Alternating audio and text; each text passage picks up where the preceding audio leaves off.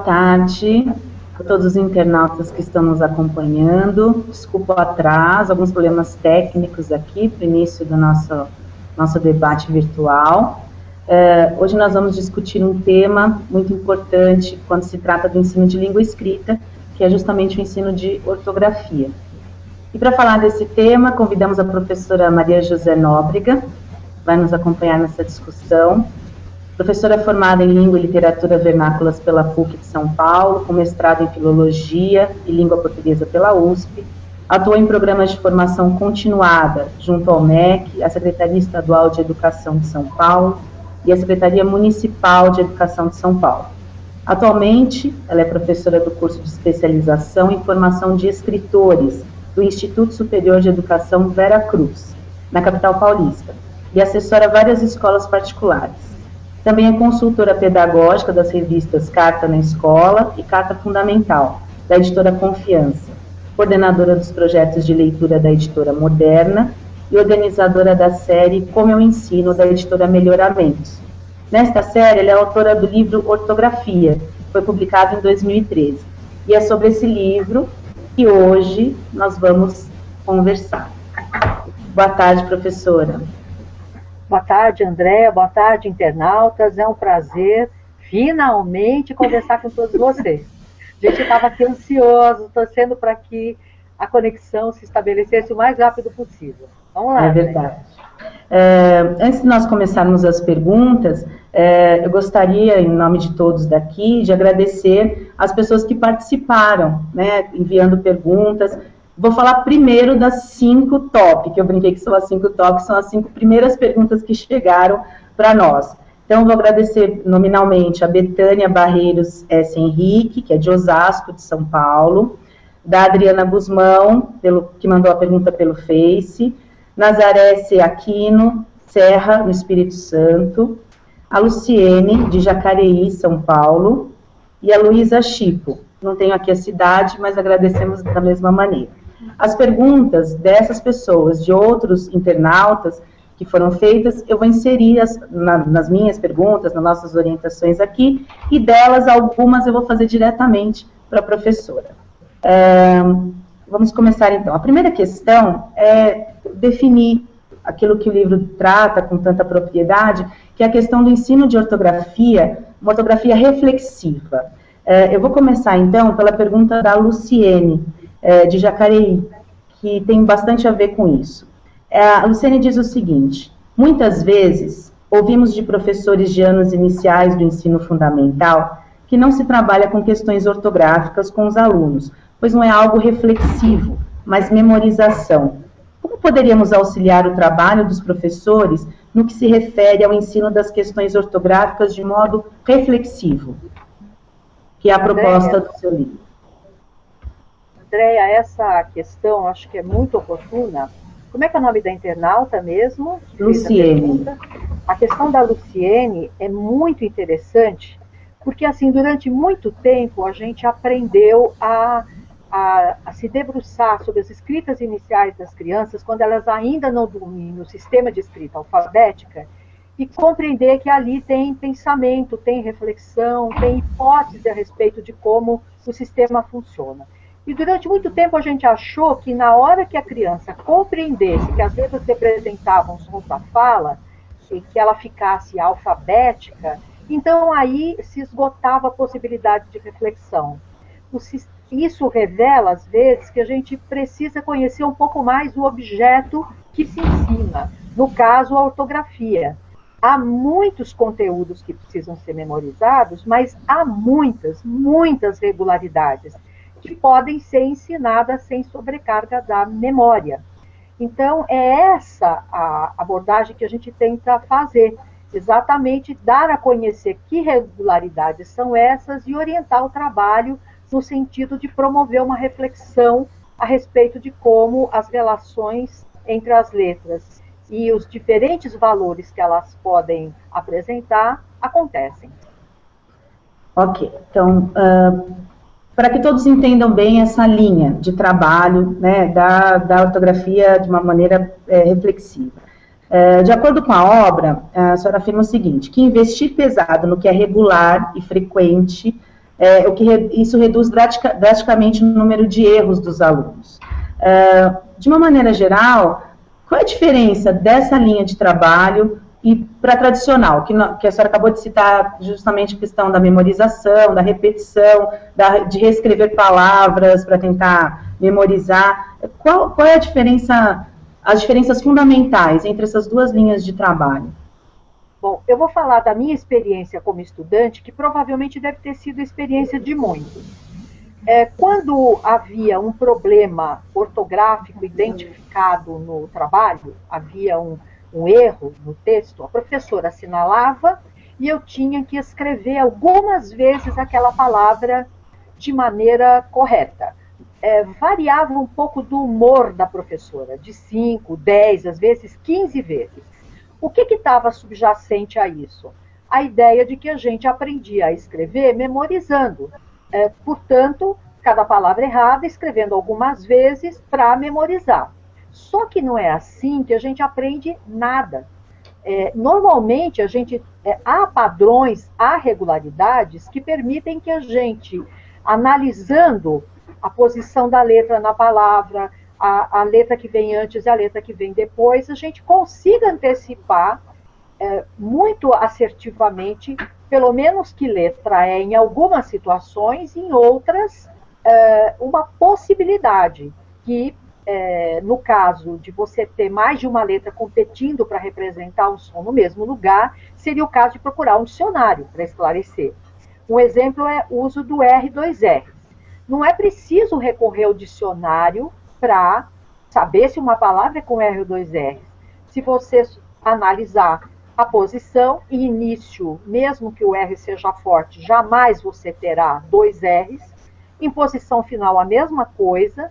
E aí você só precisa analisar o contexto intra-palavra, né? Então, é esse tipo de abordagem que reduz bastante a sobrecarga da memória.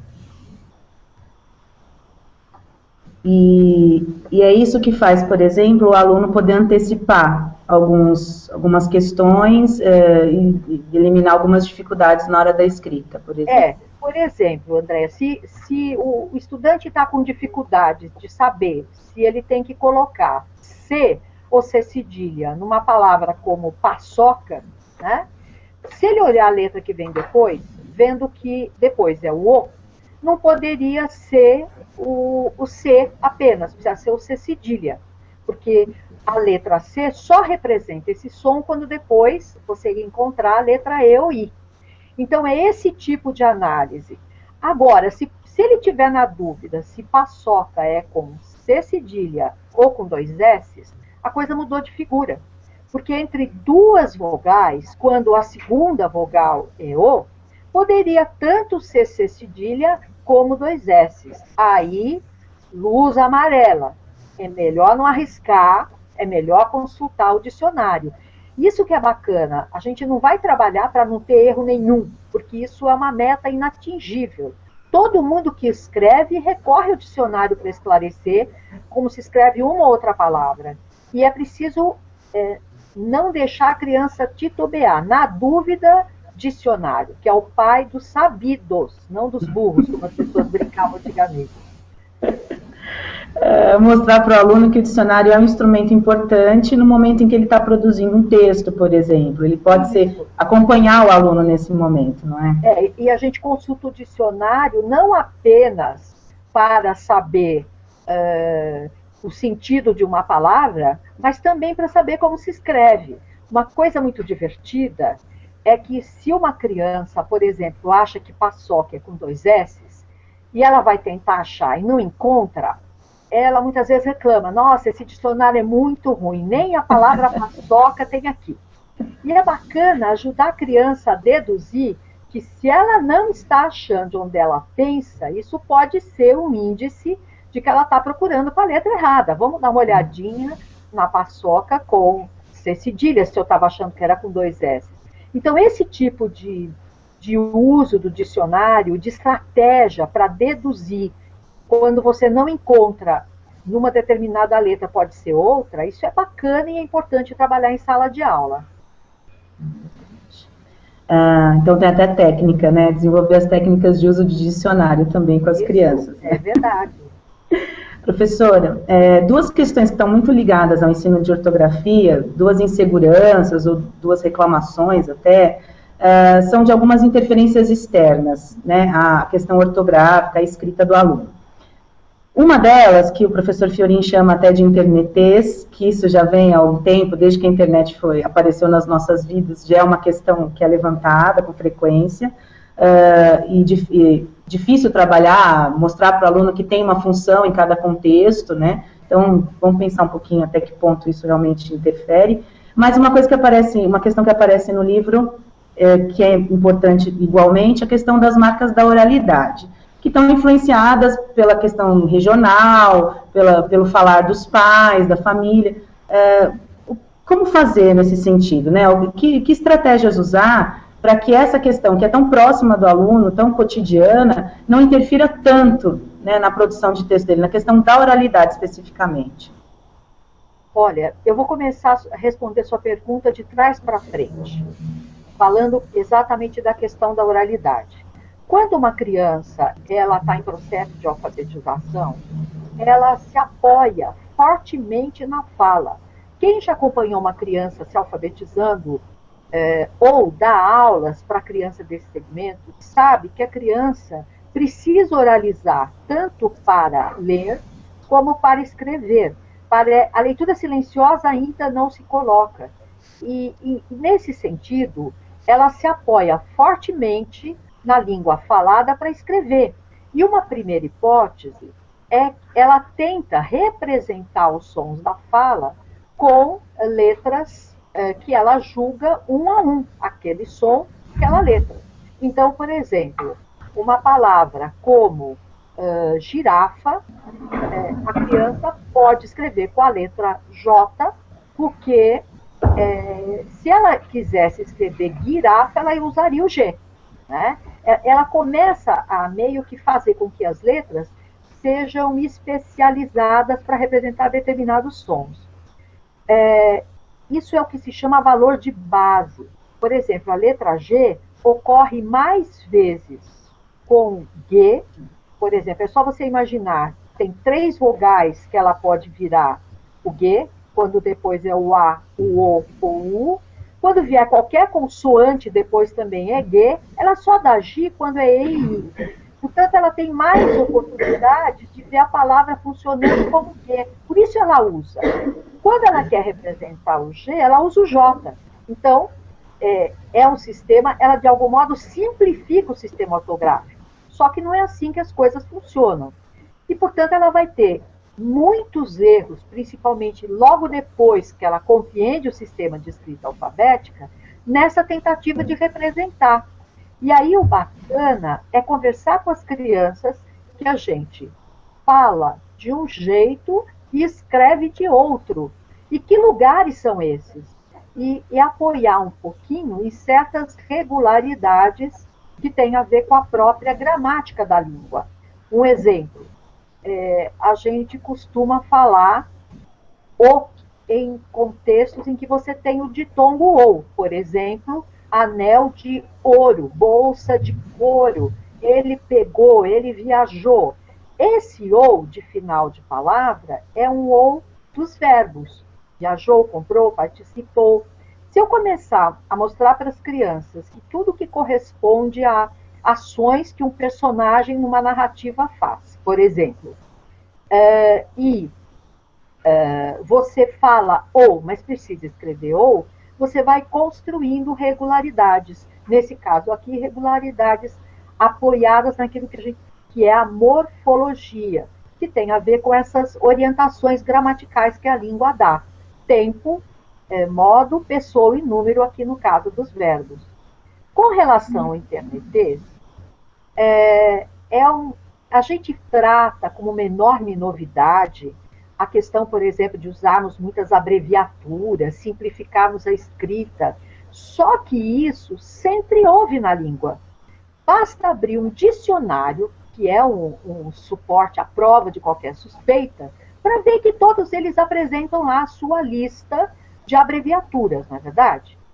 No meu livro, eu coloco um exemplo de uma carta que foi escrita pela Bárbara Leodora, que é uma inconfidente, casada com o Alvarenga Peixoto, uma mulher culta, na época, uma poetisa. E se você for olhar a carta da Bárbara, está cheia de abreviaturas, na escrita manuscrita, para simplificar.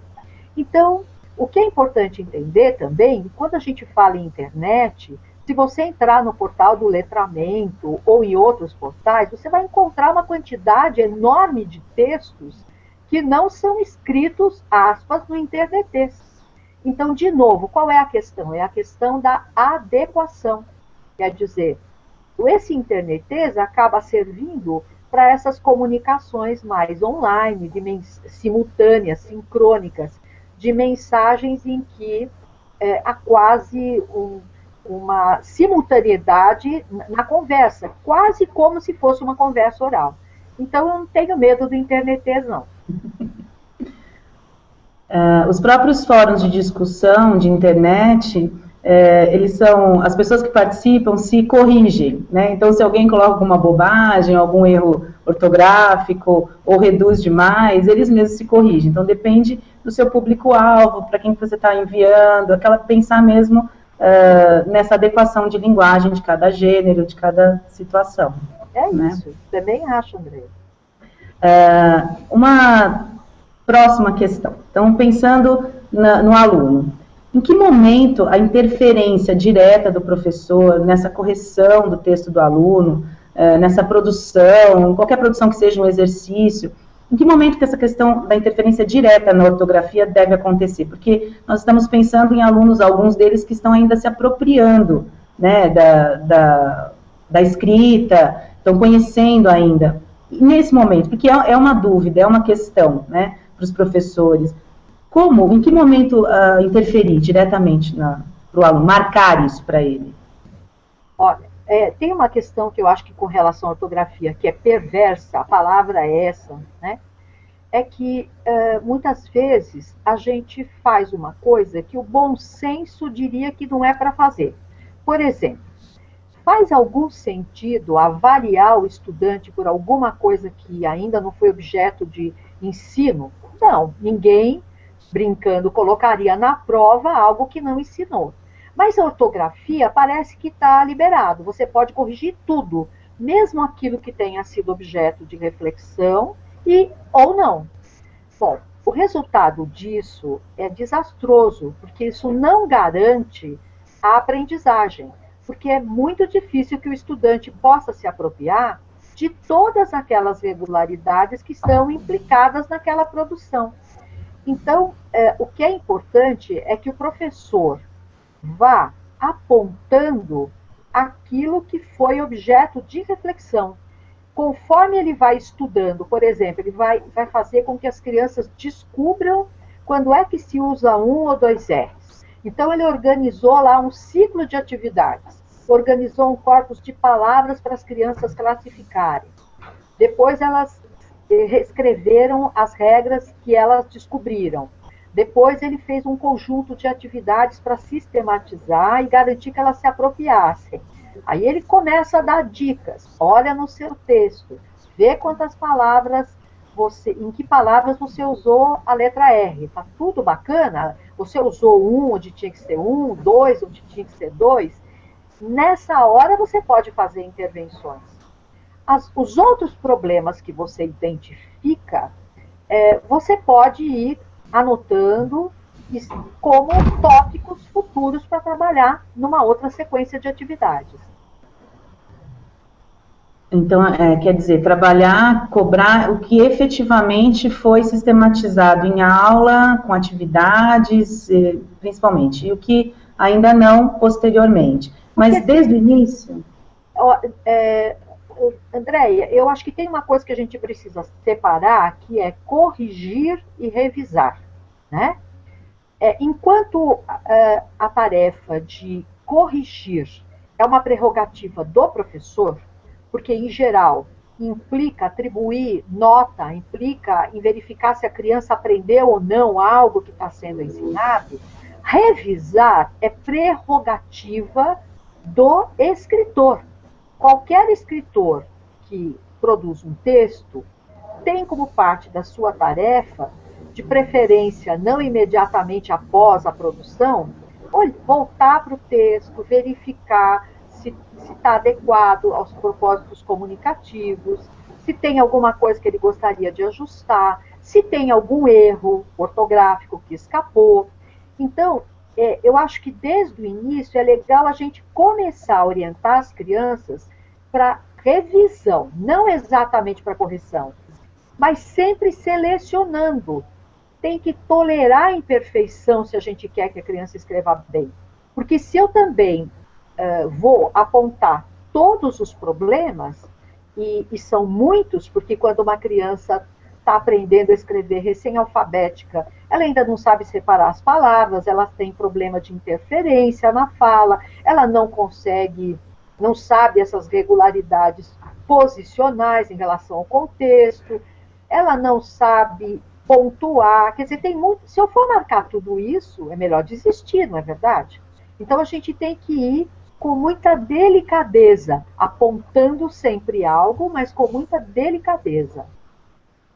E se nós não desistimos, é fácil o aluno desistir, né? Porque com porque olha, quando você vê um texto todo cheio de apontamentos, o que você faz? Não nasci para isso. E quantas das pessoas com que a gente está conversando agora não criaram uma espécie de aversão à escrita, não se sentem competentes para escrever? E talvez esteja exatamente em coisas como essa, que vão sinalizando para a gente que você não nasceu para escrever. Não é verdade, né? A gente precisa cuidar para não continuar com as nossas ações reproduzindo esse tipo de situação. Ok, professora. Parte desse trabalho reflexivo com a ortografia, uma parte importante, fundamental, que aparece no seu texto, é a questão de se fazer um diagnóstico dessas dificuldades ortográficas da turma com a qual a gente está trabalhando naquele momento. Como que isso deve ser conduzido pelo professor, esse diagnóstico?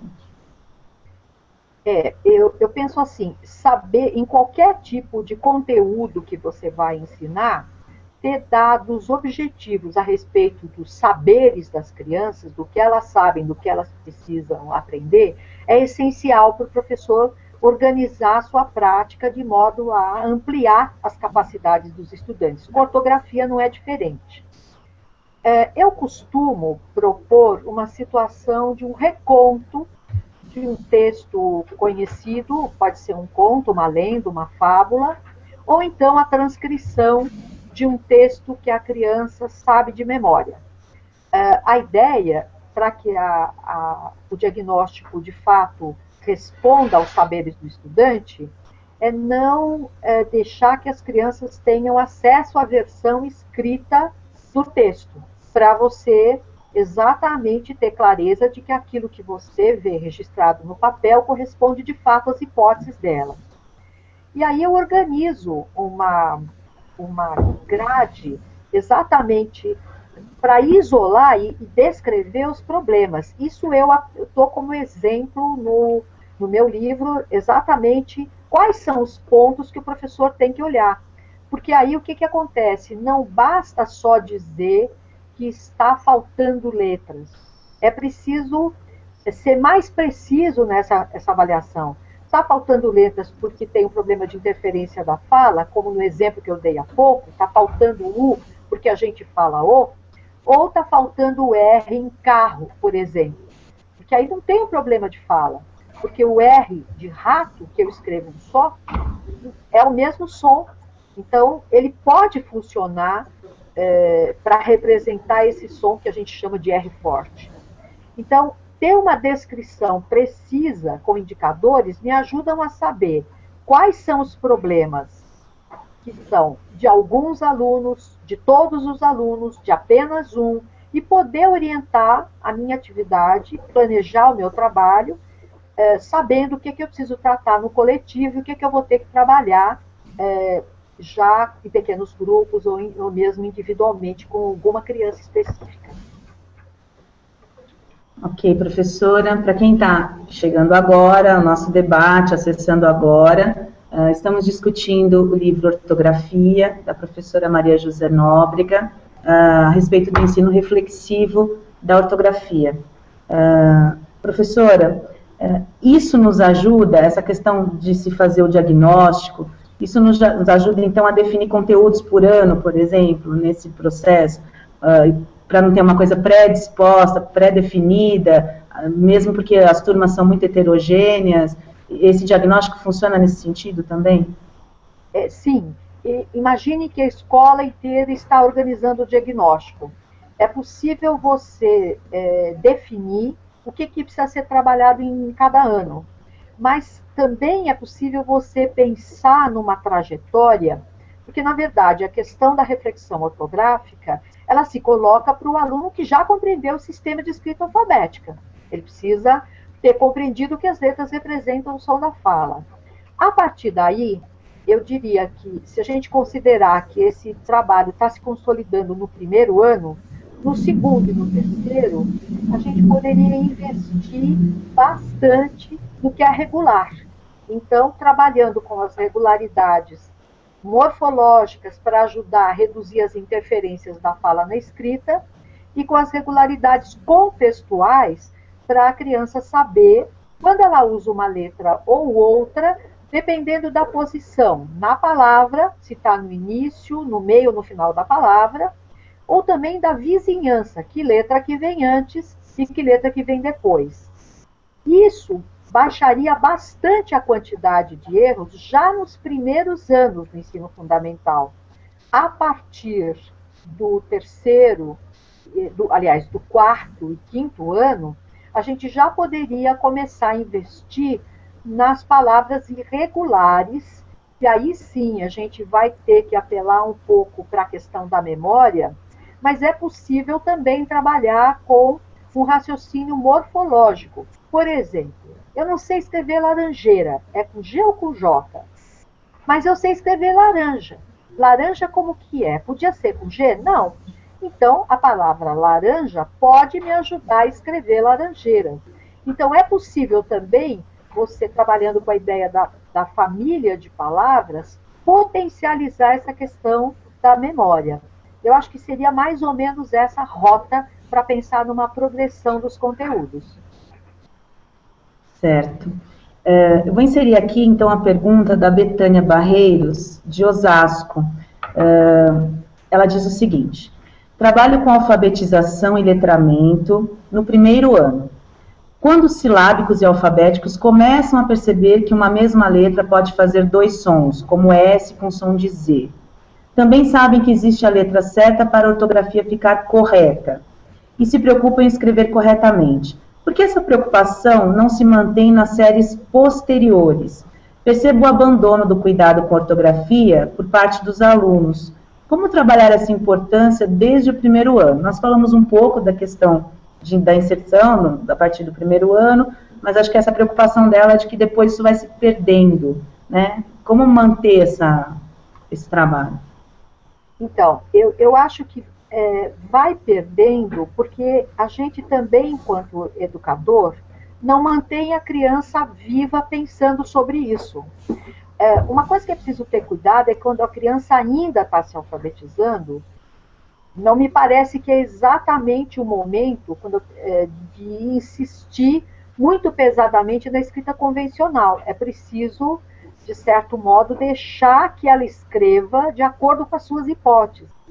Qual o efeito disso? O efeito é que, às vezes, a criança, sabendo que tem uma forma convencional, desiste de escrever, porque ela ainda não dá conta cognitivamente de entender o que as letras representam. Por outro lado, é preciso manter as crianças vivas. Quando ela faz uma pergunta, estimular ela a pensar, mas qual será o mistério dessa letra? Por que será que às vezes é 1? Por que será que às vezes é 2? Organizar uma lista de palavras e deixar manipular e classificar e descobrir essas regras. Eu acho que manter esse espírito de investigação, de descobrir a regularidade, é que é a chave desse trabalho reflexivo. Isso tem relação com as propostas de exercícios do livro, por exemplo, que insistem bastante na importância de se trabalhar em duplas, por exemplo, em mais de um aluno nas atividades que são propostas, né? Qual a relação, qual a importância disso? Do ponto de vista das atividades, eu proponho sempre um ciclo, que é uma situação em que a criança é estimulada a descobrir a regularidade. Uma outra situação em que ela se apropria disso, acomoda essa aprendizagem, treina, fixa. Mas o fato dela estar realizando esses exercícios sem cometer erro algum, não garante que ela escreva corretamente no texto, por uma razão simples. Produzir um texto é muito mais complexo do que completar com R2Rs no exercício, né? Implica o que eu tenho que dizer, as características do gênero, o propósito comunicativo, enfim. As crianças não dão conta. Aliás, não só as crianças. Basta olhar a ficha técnica de qualquer livro publicado para ver como os escritores profissionais precisam de preparadores de texto, de revisores, de editores. Quer dizer, ninguém escreve sozinho. Não dá para exigir isso de uma criança pequena. E a outra questão que você aponta tem a ver também com a questão... Desculpa, André, eu me perdi aqui um pouco. A primeira parte é nos exercícios. A dupla, ok. A questão da dupla é a seguinte. Imagine que eu vou pegar uma atividade de sistematização, muito simples. Estou completando com 1 ou 2 R. Mas eu fiz uma generalização do tipo assim, já entendi esse negócio de R2R. No meio da palavra, se o R for fraco, eu coloco 1. Se for forte, 2. E aí aparece a palavra enrolar. Aí aparece a palavra Henrique. Que o R é forte, mas eu preciso escrever 1, porque não está em posição intervocálica, né? No caso de enrolar, tem o N antes, né? Então, se eu estou sozinho, eu fico feliz e coloco um R só lá, tranquilo. Mas se eu tiver com outro colega, ele pode falar, não, aqui tem que ser com apenas, tem que ser 2, porque é forte, o outro não, porque é fraco. E eles vão precisar argumentar, e para os dois, essa situação de precisar argumentar para convencer o outro da resposta, faz com que eles explicitem conhecimentos que estavam ainda lá tácitos, não estavam explicitados. Às vezes as crianças sabem fazer mais do que sabem falar sobre.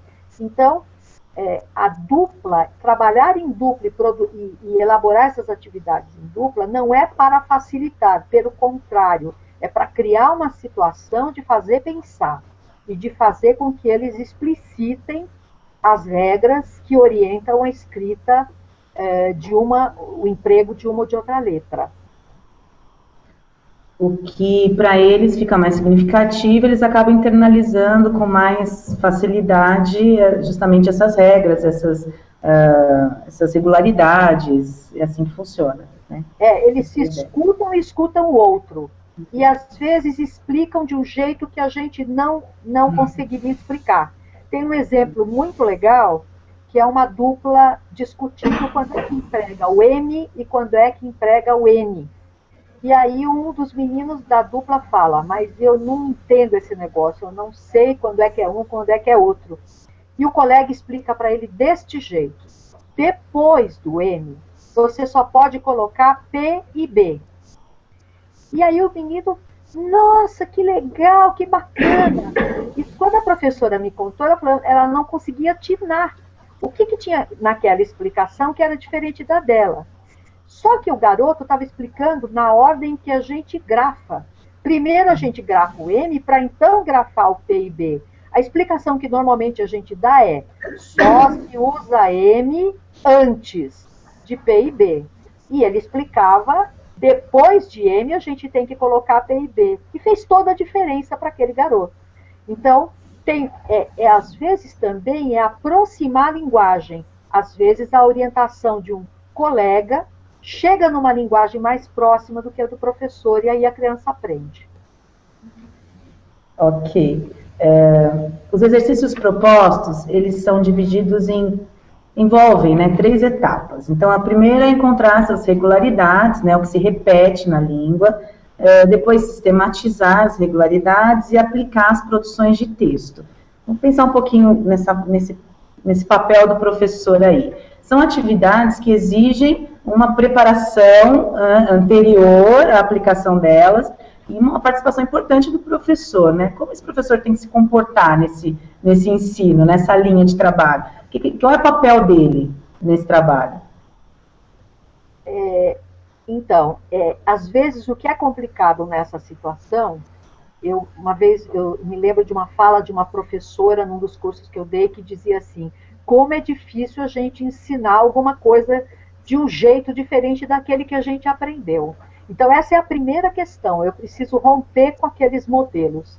E a outra coisa em geral, a situação de descoberta é você conseguir organizar um corpo suficiente de palavras que permitam para as crianças, permita às crianças identificar as diferentes ocorrências e valores que aquela letra pode representar.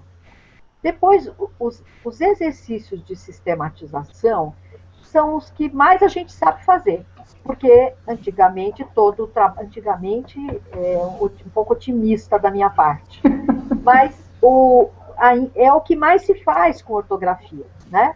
Mas sempre é legal quando você, às vezes, tem lá seu livro didático, vai ver os exercícios de ortografia, às vezes o que está lá serve mais para sistematizar do que para descobrir a regra. Mas sempre é legal olhar os exercícios. A criança pode refletir para responder essa pergunta ou está baseado na memória? Né? Quer dizer, essa é uma questão que é importante. É preciso que ela tenha condição de fato, pensar para descobrir se aquela letra cabe naquele contexto ou não. E na produção, é só ajudar a lembrar, e às vezes pode ser coisas muito simples, por exemplo, eu vou marcar todas as palavras que tem R.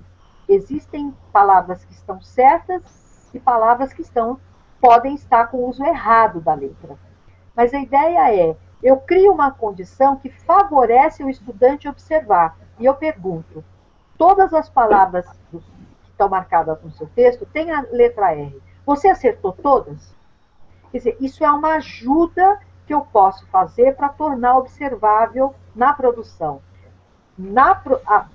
Ajudar a revisar aquele conteúdo que a gente está ensinando é essencial. Esse é um dos problemas de não garantir essa transferência, achar que só a sistematização basta. Não. Ensinar a revisar também é uma etapa do trabalho. Uma etapa importante, porque é um aluno reflexivo, pensando a própria produção e pensando a própria estrutura de texto, né? Isso não resolve. Então, nós sabemos que isso não vai eliminar todos os erros possíveis que o aluno vá ter. A gente estava discutindo a questão do rascunho, por exemplo, né? A questão da diferença entre correção e revisão. Acho importante colocarmos aqui, de repente, essa discussão, né? Que é a questão da correção do professor e da revisão do aluno. Como incentivar esse aluno, estimulá-lo a ser o corretor do próprio o revisor do próprio texto, antes desse texto chegar ao corretor, né? Que somos nós, os professores. Olha, André, você tocou numa questão importante que eu acho que eu preciso esclarecer. Quando a gente está pensando na ortografia, a gente está pensando num aspecto que hoje em dia até pode ser resolvido com o corretor ortográfico, se você estiver escrevendo com o auxílio de um computador, por exemplo. Muitos problemas da ortografia se resolveram com o corretor ortográfico bem. Atenção, um texto sem erros ortográficos pode ser muito ruim, né? Porque uma coisa é escrever certo e outra coisa é escrever bem. Acho que são 2 procedimentos. O problema é que o corretor ortográfico não me ajuda a escrever bem. Isso é uma coisa que o professor precisa pensar desde sempre. Quer dizer, há momentos em que a ênfase é mais para o escrever certo e outros em que a ênfase é mais para o escrever bem. Normalmente, eu proponho que quando o seu foco é mais o escrever bem, então você está preocupado com a estrutura do texto, está preocupado com a linguagem que, em geral, se usa para escrever aquele texto, eu proponho que você apresente uma versão em que você entrega o texto sem erro ortográfico algum. Você comunica à turma, olha, a professora editou esse texto, eu tirei os erros de ortografia e agora a gente vai prestar atenção no aspecto discursivo, exatamente para colocar foco. Porque senão começa a falar, olha, ali era R, ali é S. Quando você vai ver, são tantas observações que dispersa e você não consegue atingir seus objetivos. Então, minha sugestão é, atenção, é preciso cuidar da ortografia, mas também é preciso cuidar do outro aspecto, que é o escrever bem. Em geral, eu proponho que você organize a sua aula para privilegiar um ou outro aspecto a cada vez. Tudo junto é muito difícil. Muito difícil para a criança aprender com aquela situação de revisão. Né? Verdade. Essa questão de ortografia, nós estamos pensando desde o Fundamental 1, desde dos menores, mas nós sabemos que os melhores vestibulares mais competentes, por exemplo, como a Unicamp, que trabalham muito com essa questão do gênero, aí são os mais modernos nesse aspecto de linguagem, eles valorizam menos a questão ortográfica, né? E aí eu pensei em uma questão. Isso significa o quê, na verdade? Significa que eles esperam que os alunos cheguem com menor seja uma educadora, ou porque realmente eles acreditam nisso, que tudo bem, não é a ortografia que determina a qualidade de um texto, como a gente acabou de dizer aqui.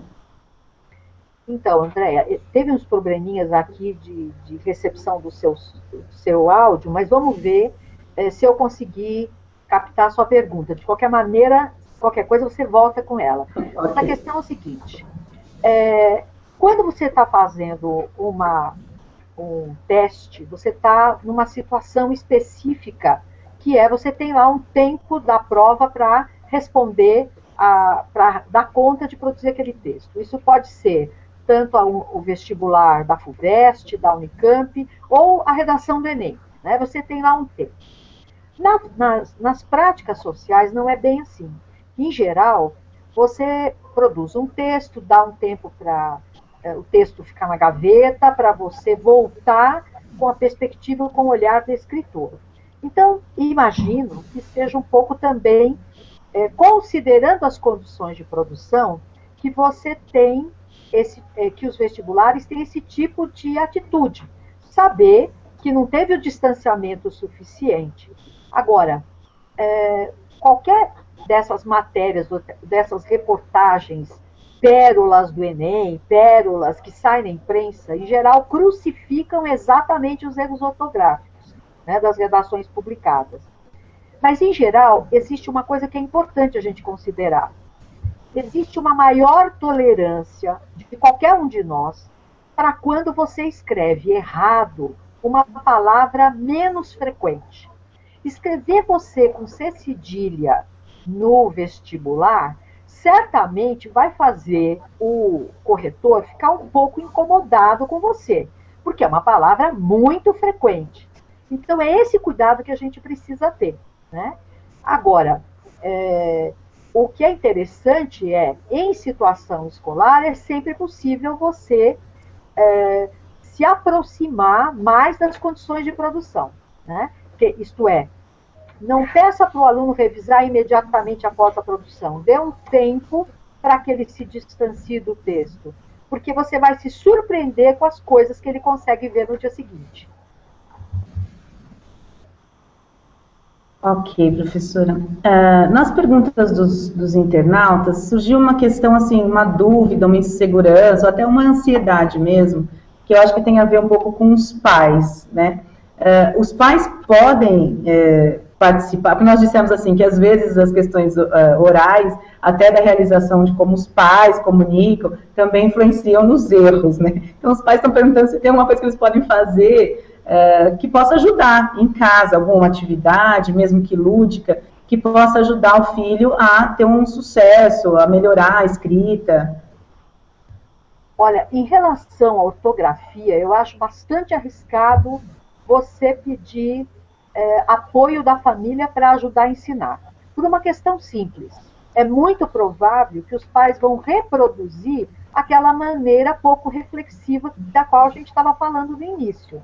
Então, eu gosto de sugerir que a família atue como estimulando as crianças a ler com as crianças, compartilhando o mundo da escrita, levando a criança a uma livraria, presenteando com livros. Eu acho que essas atitudes são muito mais interessantes do que exatamente interferir diretamente na aprendizagem de um conteúdo. Porque para se ensinar bem ortografia de um modo reflexivo, a gente vai precisar conhecer esse objeto, conhecer que regularidades são essas, porque a gente não aprendeu assim. Depois, aprender a interpretar os erros que as crianças cometem, do ponto de vista de considerar qual é o raciocínio que está por trás daqueles erros, mas também pensar em como intervir, como mediar. Dificilmente a família tem como ajudar em todos esses aspectos. Verdade. Eu queria falar um pouquinho sobre as pessoas que mandaram questões para cá, né, para que nós fizéssemos todas elas. Foram muitas questões, queria agradecer também. Nós gostaríamos de agradecer a participação. Algumas eu citei os nomes de quem fez, mas vou citar os nomes também de quem enviou, e as perguntas apareceram indiretamente, inclusive dos pais, que eu acabei de comentar agora. Então, eu queria agradecer, por exemplo, a Kátia Cristina, de Guarulhos, São Paulo, a Lourdes Possato, de Sorriso, do Mato Grosso, a Carolina Posa, de Luiz Eduardo Magalhães, na Bahia, Rosilane Sodré, de Barra do Mendes, na Bahia também, Ana Cate Lazaré Gabriel, de São Paulo, Maria Lúcia Barbosa, de Mairinque, interior de São Paulo, Milton Gabriel Júnior, de São Paulo também, Madalena Monteiro, também de São Paulo. Participação maciça também, muita gente da Bahia, né? Não só de São Paulo, mas na Bahia também apareceu bastante gente participando. Tem uma pergunta que é da Rosilane Sodré, de Barra do Mendes, na Bahia. Ela está falando da questão de grupos especiais, né, com defasagem de idade e série. Aí ela comenta que no início do ano a maioria não sabia ler e escrever, houve avanços, a turma já percebeu que muitos deles continuam cometendo alguns erros que já foram trabalhados a partir do diagnóstico inicial. Ela já trabalha a questão do diagnóstico. O que fazer nesses casos em que erros se repetem, se retornam às vezes? O que fazer nesses casos quando a questão já foi trabalhada? Retomar. Olha, Andréa, em primeiro lugar, eu fico feliz com essa participação, de ver que tem tanta gente de tanto lugar interessada nas questões da ortografia. Obrigada pela participação a todos os internautas. Com relação a essa questão, uma coisa que a gente detecta é que tem um momento que é muito interessante para a aprendizagem da ortografia se dar, que é exatamente quando a criança acaba de descobrir que as letras representam o som da fala, que ela se alfabetiza, né? Porque nesse momento ela faz uma quantidade enorme de perguntas, ela está toda aberta para aprender. Conforme você vai encontrando crianças que, infelizmente, não conseguem acompanhar, e às vezes não conseguem acompanhar por diferentes situações, que às vezes não tem a ver exatamente com ela, mas tem a ver com situações bastante perversas que a gente vê, às vezes, nos sistemas de ensino, em relação a propor situações desafiantes para as crianças, ela vai construindo representações a respeito de si. Então, ela vai aprendendo que ela é muito boa para jogar futebol, mas para ortografia nem pensar. né? Então, às vezes, você tem aí um fator que a gente poderia dizer que tem a ver com um fator emocional, que não é cognitivo, isso que eu queria dizer, é que ela resiste a esse assunto, porque ela viveu muitas experiências frustrantes em relação a eles.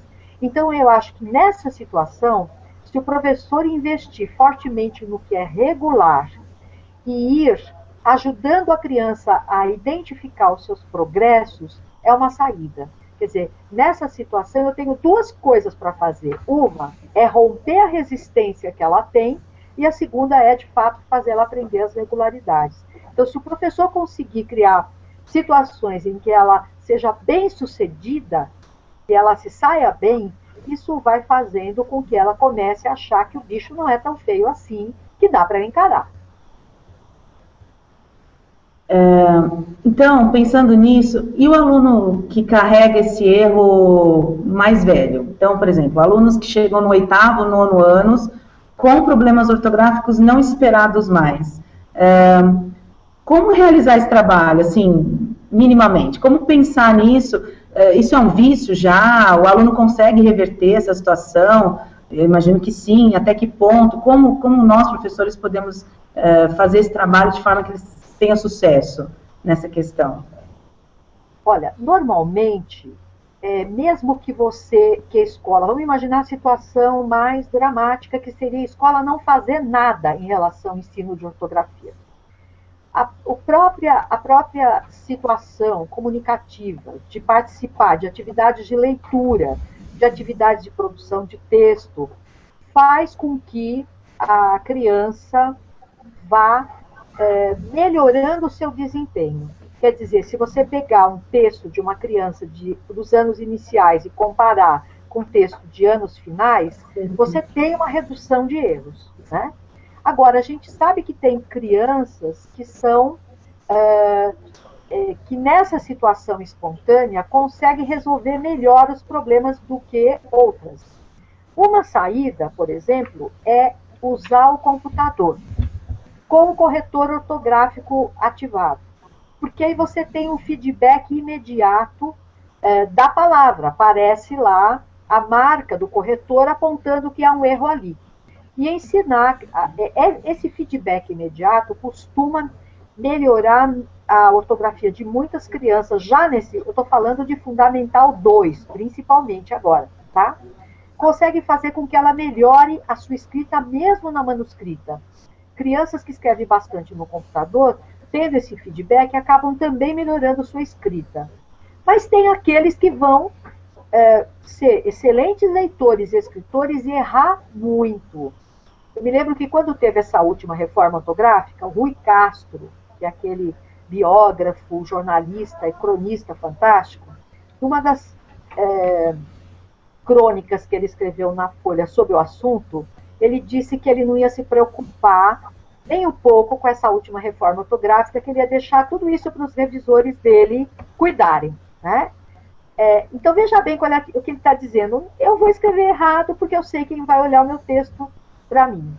Eu vou dizer uma coisa que eu fazia com os meus alunos no ensino médio, que erravam muito e que iam fazer vestibular. Eu ensinava os meninos a identificarem na produção deles palavras que tinham potencialmente a possibilidade de estar errada. Por exemplo, hesitar. Opa, essa daí eu posso errar. Troca por duvida. Quer dizer, eu estava criando uma estratégia para ajudar alunos brilhantes, mas que tinham dificuldades ortográficas a passar, porque na vida profissional deles, como o Rui Castro, vai ter alguém que corrija para eles. Então, também a gente não deve dar para a ortografia um peso maior do que, de fato, ela tem, né? É verdade. Tem uma pergunta aqui curiosa. É da Madalena Monteiro, aqui de São Paulo.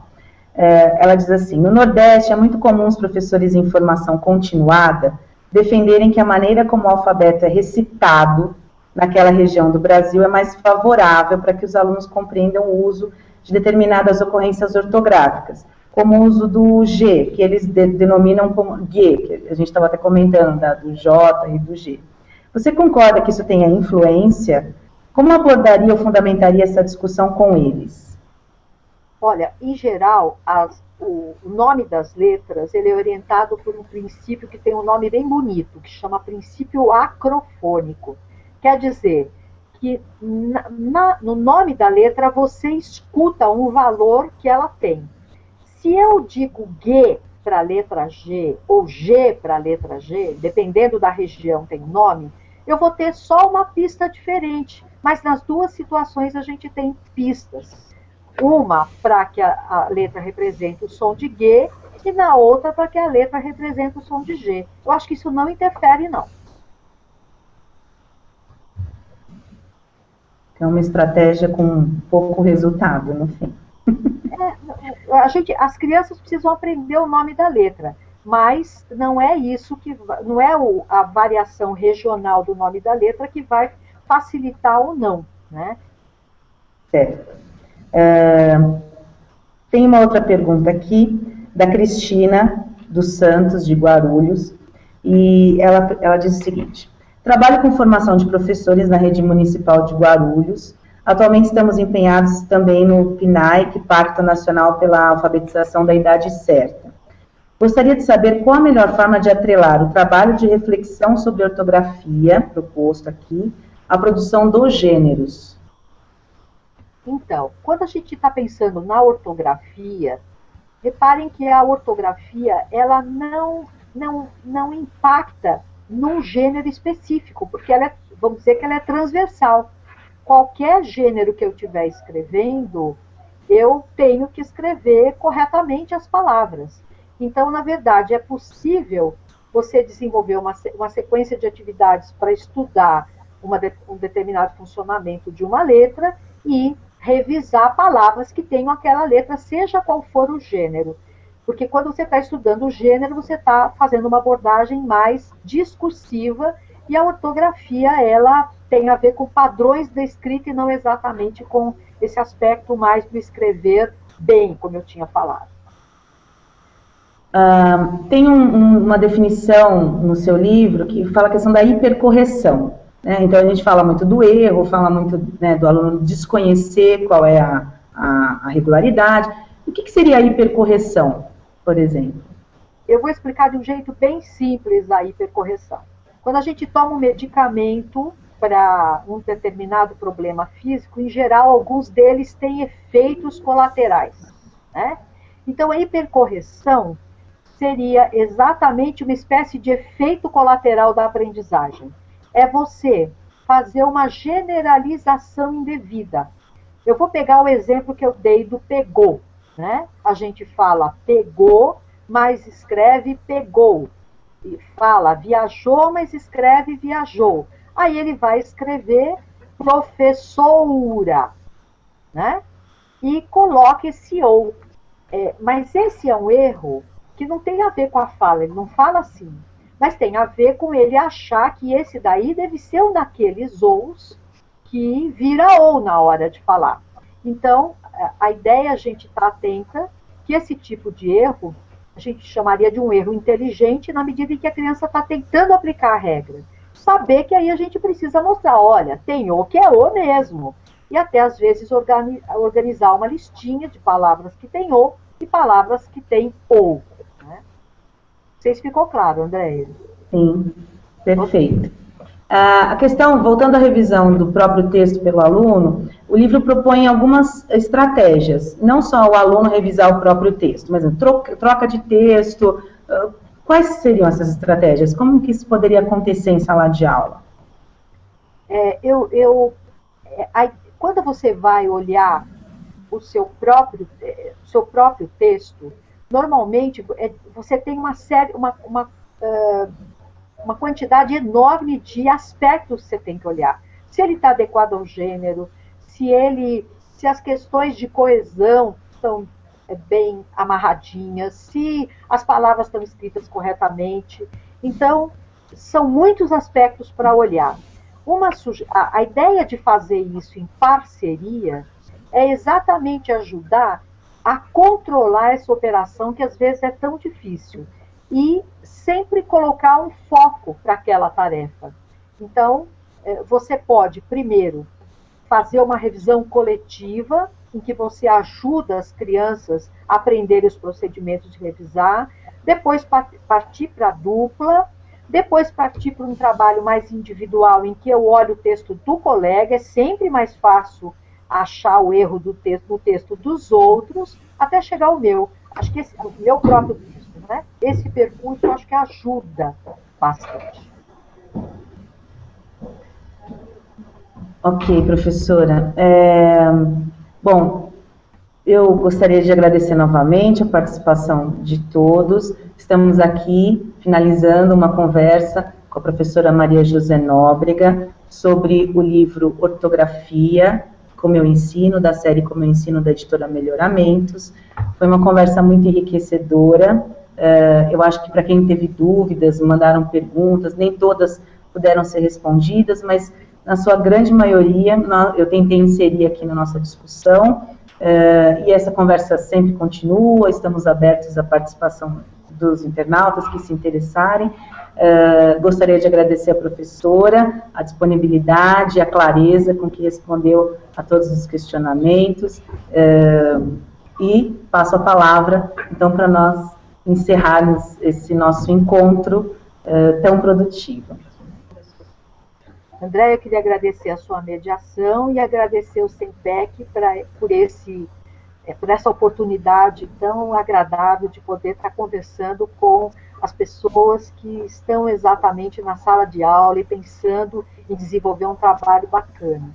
E agradecer principalmente a participação dos internautas e quem sabe a gente volta aí mais uma vez para conversar a respeito desse assunto. Muito obrigada a todos pela atenção.